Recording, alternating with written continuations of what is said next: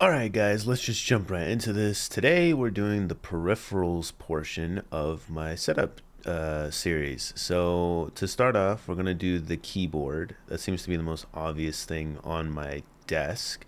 I decided to go for a mechanical keyboard. I know it's not the most gaming keyboard out there. Like the Keychron series is mostly just kind of for enthusiasts. I want to change out like switches, keycaps. If you don't know what, well, I mean, I'm pretty sure you know what keycaps are, but if you don't know what switches are and all that stuff, don't worry about it. Just understand that this keyboard, I can customize it how I want, and it's more just for like the feel of it. If anything, like I just wanted it to have a good experience. I didn't get too picky about the latency and everything. I mean, that stuff does kind of matter, but I thought if I cared enough, I'll get a keyboard later on that's more gaming oriented. But I do more than just gaming, so yeah. And the Keychron also is fairly heavy, so in here you can see we got extra keycaps. You got your charging cable, which is pretty nice. It's a USB-C, I think, USB-C to USB-A. Pretty standard. But yeah, the cable is pretty nice. The price on this thing obviously is a little up there, but I thought the quality of it should match the price. And from experience after using it, it does. This thing is hefty as hell. And you can see the paper and all the stuff that comes within the box. Like I said, I did get the Q3. I decided to go for the white model because it matches my setup and everything. They wrapped it pretty well, and honestly, the keycap white doesn't match the base of the board, but it still kind of works. The keycaps are more like egg white, but yeah, this thing is hefty.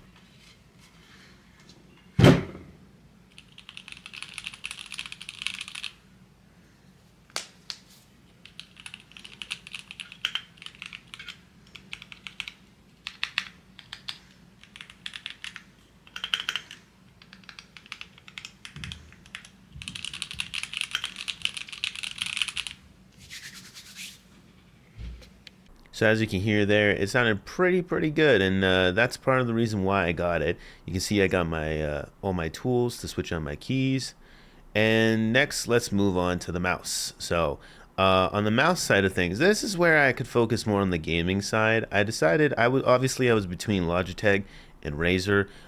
There was a glorious mouse that I was looking at for a good while. I decided I'm not a big fan of the whole holes aesthetic, and my setup ended up going more in like not complete white, but like grays and blacks. So I thought maybe the Razer Ultimate Mini would probably work best. Um, Obviously, you have the super light for Logitech, but like I said, I thought this worked better with the color scheme. It gave it a little more like oomph, gives it a little bit of detail. Plus, I like the look of it more. It comes with the charging dock um, and some skates, along with a little wrap there. But yeah, the charging dock's kind of gimmicky, if I'm being honest. I've used it. I've been using it this entire time. It's about like I think a few months now. We're about 8 months in. I do use the charging dock, but I totally understand people saying like you don't really need to use it. It's kind of a gimmick. You could just plug it in. I'm a little lazy, so for me, I actually do use the charging dock. I think it's a little simple, but later in my setup, I might just resort to use plugging in the cable if I have enough like peripherals that I need to plug in. But for the most part, I don't just yet. It does come in with some Razer Chroma stickers. Didn't use any of these, but they're cool to include. And there's the cable. This one, okay, I actually prefer this cable over any of the other cables I've gotten. It's USB, I think you guys can't see it right now, but I think it's USB A. Anyways, it's green. It feels pretty good, and I like it. It's not like stiff too. It's pretty easy to just kind of like move around and all that stuff. So I think that's what I kind of really liked about it. But yeah, I decided this mouse seems pretty good on latency, so I decided to just go with it, and the color matches. Plus, I paired it up with a nice mouse pad. If you know anything about mouse pads, which I think most people don't know that much, you probably recognize this from a few other places, but this is the Saturn. mouse pad. This mouse pad, now granted, I could have gotten like an artisan mouse pad. And if you know anything about mouse pads, you know what an artisan mouse pad is. But I decided I'll go with this instead. It seemed a little more cleaner. I feel like the artisan ones, I'd have to get a second hand. I just didn't trust it, but it feels amazing. When it came out of the bowl, the little tube, it was a little stiff, I guess is the right word to put it. So I had to like flay it down, like you saw. I had to like flatten it out. But yeah, this paired up with the mouse pad, it was amazing. Like I'm telling you, some like the smoothness of it.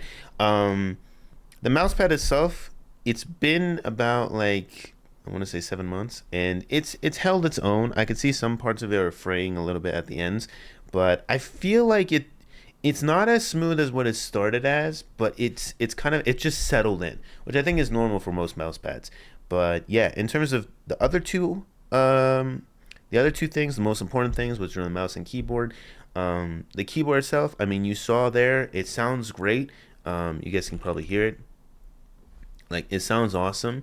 Um, and yeah, the mouse itself feels good. It lasts for a pretty long time. I don't think, like I said, I think in terms of gaming mice, I don't mind this. In terms of productivity, it works too. A mouse works for productivity, but obviously, if I had to like, if I had infinite budget, then I'd probably get a secondary mice. Why not?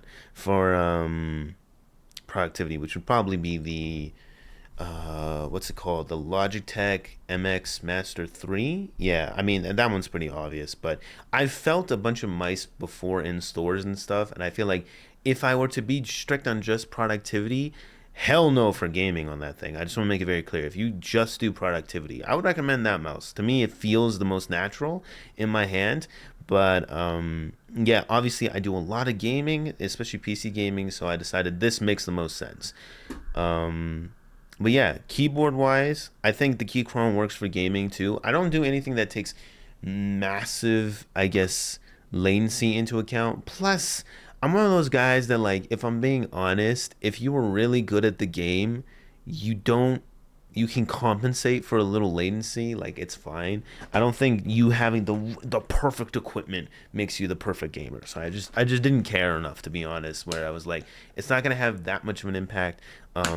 Except there is one keyboard that when I saw it, I was like, okay, theoretically, this would make a big difference, and that's the what's the full name? It's the Wooting, but I don't know. I can't remember what the full name of the Wooting is. But you know which one I'm talking about. The Wooting makes like other keyboards, I think, but the specific one that everyone really really likes. Um, just because like the way the switches work, it instantly like responds to you like not pressing buttons, which sounds weird, but like if you're not pressing a key, it takes a little bit of delay for it to like it has to like travel first to a certain height, like and then it turns off, but they do like instantaneous.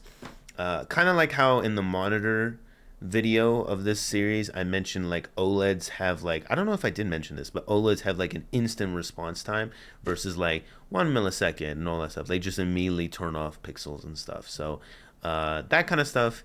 I mean, a monitor has more impact, in my personal opinion, than your peripherals. But your peripherals do have an impact for sure. I mean, like if you have a regular mouse, personally, for me, like budgetary wise, I think on the mouse side, I'm not even gonna like lie to you. Like what's the G? Oh, it's a Logitech mouse. It's the one that looks like an egg. The G305. The G305, is that the one? I think so. G405, 305, or something like that. But it's like I think in American it's like $30 or something, and in Canadian it's like 50. Or maybe I'm missing the price by a little bit. I think I am. But regardless, that mouse, anything above that is kind of diminishing returns unless you're really like fixated on it. Which I guess this to me, I was like, sure, I'll go with this instead. Plus, I didn't have anything Razer here. I think I do have Logitech stuff. I just can't remember where. So in my head, I was like, you know what? I'm probably not gonna get anything else Razer, so I might as well just go with their mouse. And they do have, I'm well aware, they do have a faster mouse, which is the 8,000 hertz pulling rate or something like that. Again, I'm not a huge mouse nerd. I just went and did enough research on everything that I was going to add to my setup, and I decided on where I was going to like basically meet my standard air quotes of where I wanted to like I guess land, so like keyboard wise, I could have gone for the Wooting, but that would have been very specific and it has less keys. And I told myself, if I want to have a keyboard, I want it to be TKL for sure. I cannot do the full keyboard length. To me, number pads and stuff, I just don't use it. So unless it's maybe work, but like I don't use it personally. So I was like, I'm not gonna do that. I'm just going to TKL, and I need to have my like delete home page up, screenshot, like all these kinds of keys. So I couldn't resist like the not having those keys. So I decided TKL made the most sense. Um, so there's still gaming options for TKL. Like there was the Logitech Lightspeed, which is like the 931 I can't remember, 935 or whatever it is. The one that comes in that like one wireless flat keyboard that everyone has that's white. You know which one I'm talking about. That one.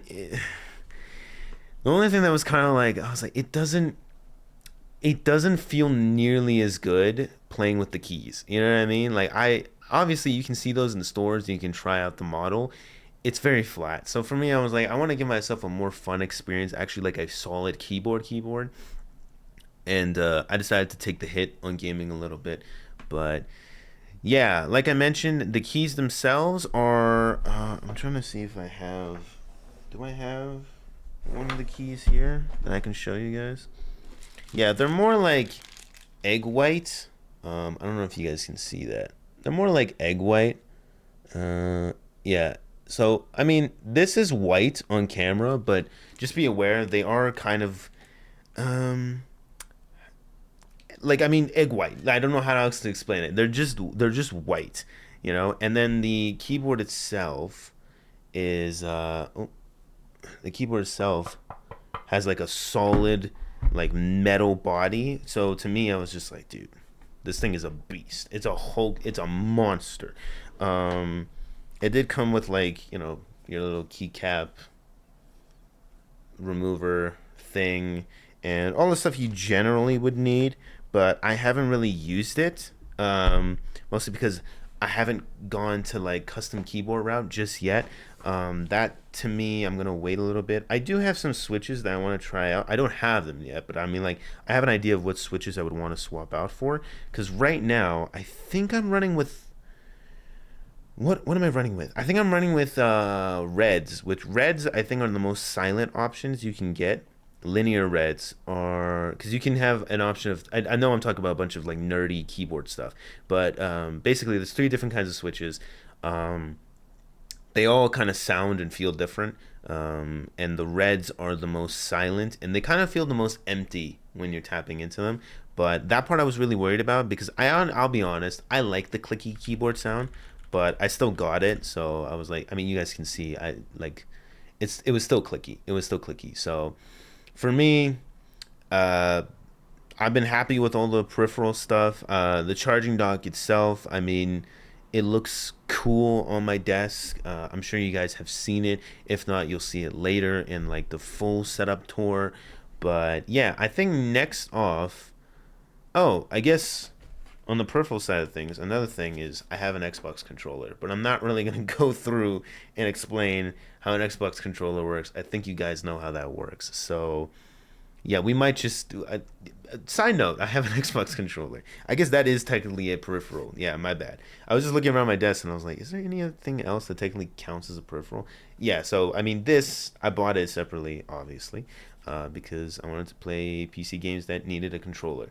So yeah, that's about it. I think the next part of the series will go through. I'm thinking audio. Yeah, I think audio because audio, obviously, you have this headset, you got my microphone, and there is a big important object. It's actually small, important object that you guys might have seen a few times on my desk that I won't spoil the details on that, but I will definitely go into it. I'll go into it, excuse me, on the next part, and then I think after that we'll touch on lights and camera, and that might be it. I might do a quick like furniture part explaining why my desk is the way it is and my chair and that stuff. I guess that part is semi important. I'll leave it for last just because I think it's the least interesting. Personally, I think audio is pretty interesting, and then lights and camera. There's a lot of different options you can definitely go through. I think the peripheral stuff was pretty simple. That's why I started with it. I think there's a lot of like more practical options, and usually with peripherals, practical means cheap. And when I say cheap, I don't mean like dirt cheap. I mean like cheap. Like it's a respectable price. But these things, I mean, they cost me a lot, right? But I mean, I really like it. I really like it. So I just want to explain why I made the jump, to from the regular price to this price. Where I mean, I did get this on sale, but the keyboard itself is like in Canadian is like 250. And I don't know how much that is in American. That's probably like maybe $170. So it's expensive, but it feels great. So yeah, and then mouse pad wise, this mouse pad is actually kind of expensive for a mouse pad. It's how much was it? It was like 70. No, it was 90 Canadian, which is like 70 American, I think. Yeah, I know, right? For a piece of cloth, but I mean, I was going through it and I was like, you know what? I actually think it does make a difference, low key. Plus, it's something I put my wrist on a lot, so I was like, I want it to feel nice, and it does feel pretty nice. Oh, I did forget to mention, I think I got this in soft. I think I got it in soft.